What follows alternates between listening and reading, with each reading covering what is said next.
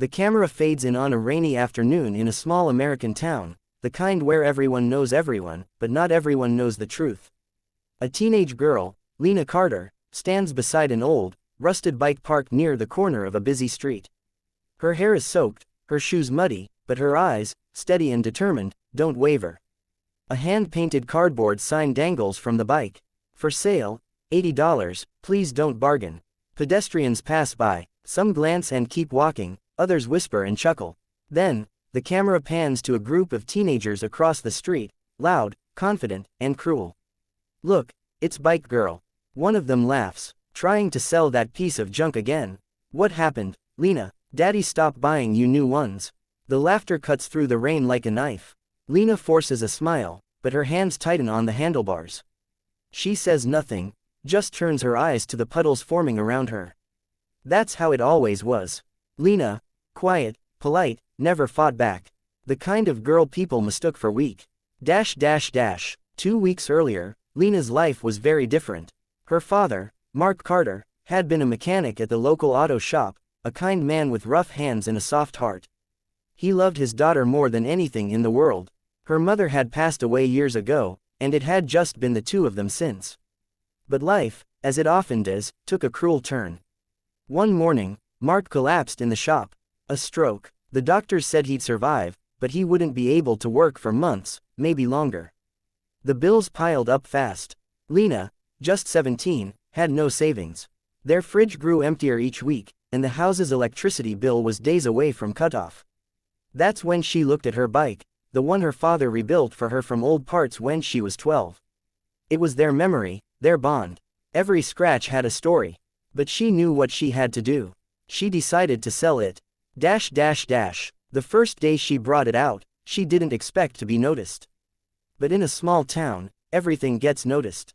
Jake, the self-proclaimed, cool kid, at her school, drove by in his new pickup truck with his friends. When he saw Lena standing there with the sign, he stopped. "Hey Carter, you downgrading from pedal power to walking now?" The group erupted in laughter.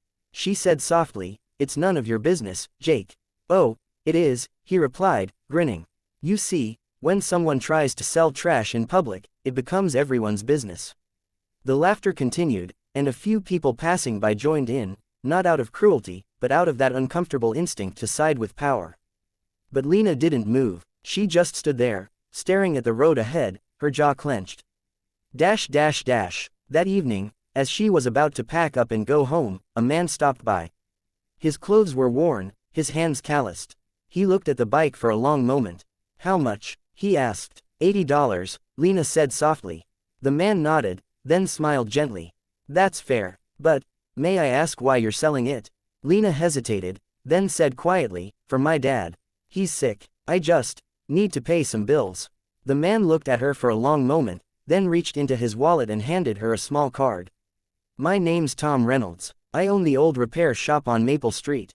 Come see me tomorrow. I might have some work for you. You look like you've got grit." Her eyes widened. "Really?" He smiled. "Really. But keep the bike. It's not worth $80, it's worth your memories." Then he walked away, leaving the card in her trembling hands. The next day, Lena went to Tom's shop. He was a quiet man, but kind. He showed her how to fix tires, replace chains, and clean engines. She learned fast, maybe too fast. Word spread that Bike Girl was now fixing bikes. For real customers, people started coming to her with repairs. Some even left small tips. But Jake and his friends didn't like it. They started mocking her online now, calling her Grease Girl, posting photos of her covered in oil. Still, Lena didn't respond. She just worked harder. Days turned into weeks. Her father's health slowly improved, thanks to her earnings. They kept the lights on, the medicine stocked, and hope alive. One sunny afternoon, a loud crash echoed through town. A pickup truck had collided with another vehicle at the intersection near the school. A crowd gathered instantly. Lena was in Tom's shop when she heard the sirens. She ran outside, and froze. It was Jake's truck. He was pinned inside, shouting in pain. Without thinking, Lena ran to the wreck. "Someone call 911. She yelled. The gas was leaking, the smell sharp and dangerous. She found a crowbar in the back of the truck, pried open the door, and pulled him out with all her strength just before the truck caught fire. When the paramedics arrived, Jake was barely conscious. He looked up at her, the girl he had mocked for weeks, and whispered, "You saved me." She nodded, trembling. "Just stay awake. The next day, the entire town was talking. The news spread fast. How Lena Carter, the bike girl, had risked her life to save Jake Miller. At school, Jake approached her in front of everyone. The same boy who once mocked her now stood silent, eyes red. "Lena," he said quietly, "I'm sorry. For everything. I never knew what you were going through. I thought I was being funny. I was being cruel." Lena smiled softly. "It's okay. Just don't do it to anyone else." From that day on, the laughter stopped, replaced by respect.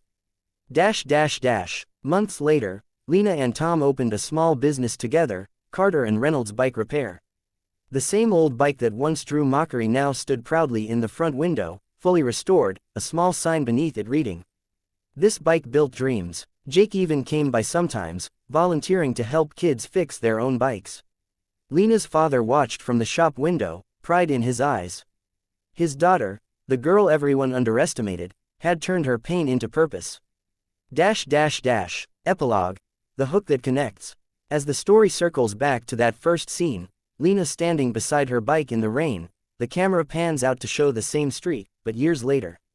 The same spot now bears a plaque that reads, "Where courage was sold, and hope was born." A new girl, shy and nervous, approaches the shop, asking for help fixing her own bike. Lena smiles, her hands still covered in grease, and says, "Of course, every bike, and every person, deserves a second chance." Moral: never mock someone for what they do, because you don't know the battles they're fighting, or the dreams they're building behind the struggle.